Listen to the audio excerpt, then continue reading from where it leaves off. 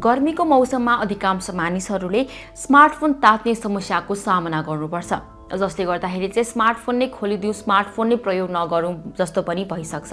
यदि तपाईँको स्मार्टफोन पनि तातेर तपाईँ हैरान हुनुहुन्छ भने अब चिन्ता नलिनुहोस्, तपाईँको लागि हामीले 5 वटा यस्तो टिप्स ल्याइसकेका छौँ जसले गर्दाखेरि स्मार्टफोनलाई हामीले तात्नबाट बचाउन सक्छौँ। गर्मीको समयमा स्मार्टफोनहरू चाहिँ धेरै तात्ने समस्या हुन्छ र जसले गर्दाखेरि चाहिँ ब्याट्री पनि छिटो छिटो घटिरहेको हुन्छ। त्यही भएर चाहिँ हामीले स्मार्टफोनको ब्याट्रीलाई अझ धेरैसम्म टिकाउनको लागि चाहिँ र स्मार्टफोनलाई तात्नबाट बचाउनको लागि चाहिँ हामीले यी 5 वटा टिप्सहरू चाहिँ प्रयोग गर्न सक्छौँ।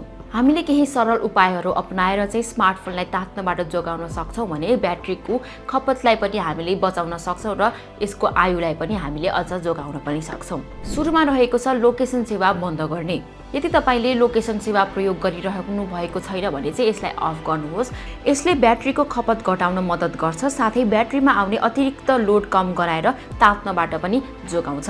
दोस्रो नम्बरमा रहेको छ ब्लुटुथ र वाइफाईलाई पनि बन्द गर्नुहोस्। यदि तपाईँ ब्लुटुथ र वाइफाई प्रयोग गरिरहनु भएको छैन भने पनि यसलाई अफ गर्नुहोस्। तपाईँले अब कहीँ कतै गइरहनु भएको छ, तपाईँले वाइफाई पनि चलाइरहनु भएको छैन, ब्लुटुथ पनि चलाइरहनु भएको छैन भने यसलाई बन्द गर्नुहोस्।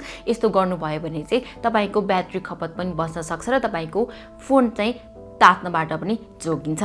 iOS प्रयोगकर्ताहरूले अथवा आइफोन प्रयोगकर्ताहरूले चाहिँ एयरड्रप अन गर्नुभएको छ भने पनि एयरड्रपलाई पनि बन्द गर्नुहोस्। यसले चाहिँ ब्याट्री खपत हुनबाट पनि बचाउँछ। तेस्रो नम्बरमा रहेको छ स्क्रिन ब्राइटनेस कम गर्ने। यदि तपाईँको फोनमा चाहिँ स्क्रिन ब्राइटनेस उच्च छ, धेरै छ भने यसलाई चाहिँ तत्कालै कम गर्नुहोला। यसले चाहिँ तपाईँको ब्याट्रीको धेरै ऊर्जा खपत गर्न सक्छ, जसले गर्दाखेरि तपाईँको फोनको ब्याट्री तात्न सक्छ र तपाईँको आँखालाई पनि असर गर्छ। यस्तो अवस्थामा चाहिँ तपाईँले अटो ब्राइटनेस राख्नुभयो भने चाहिँ अटो ब्राइटनेस फिचरलाई अन गर्नुभयो भने चाहिँ तपाईँलाई जति ब्राइटनेस चाहिएको हो फोनले चाहिँ आफै नै त्यति ब्राइटनेस दिन्छ र सकेसम्म आफ्नो फोनको ब्राइटनेस चाहिँ कम नै राख्नुहोला। चौथो नम्बरमा रहेको छ ओरिजिनल चार्जरको प्रयोग गर्ने।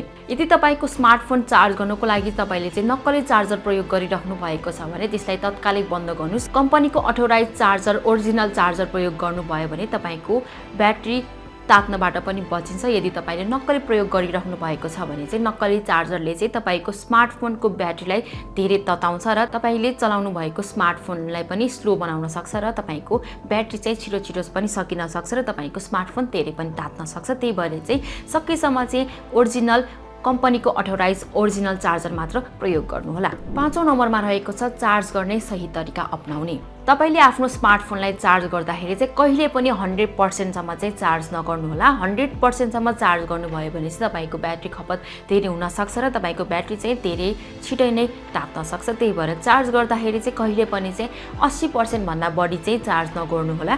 धेरै चार्ज गर्नुभयो भने धेरै तात्ने समस्या आउन सक्छ। त्यही भएर चाहिँ सकेसम्म 80 अथवा 80 भन्दा कम मात्र चार्ज गर्नुहोला।